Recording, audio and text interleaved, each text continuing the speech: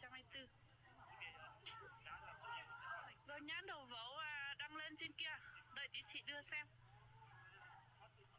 Yo, dính này cua đó. Dính này họ chỉ lúc bao nhiêu chế, nó bao nhiêu yếu bao nhiêu chế, dính này cái cua xưa.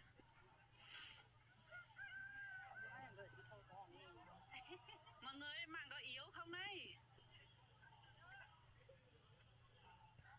Chị bỏ được thì giống như vậy gì chả.泡cái tuần thế hả? Nó hổ tôi rồi.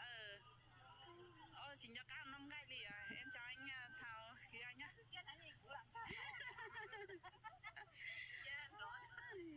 Hôm nay cặp đôi đồng tính lấy nhau nhá, nữ bên hay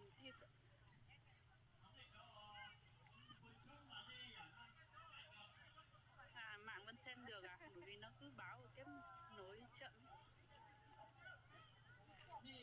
Đây không dâu rú rể đây, áo xanh lầu thị sừng đây, áo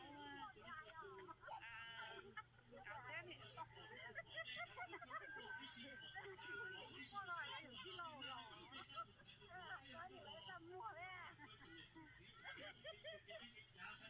Nó sẽ đầu lò sát này sau này thể cho nó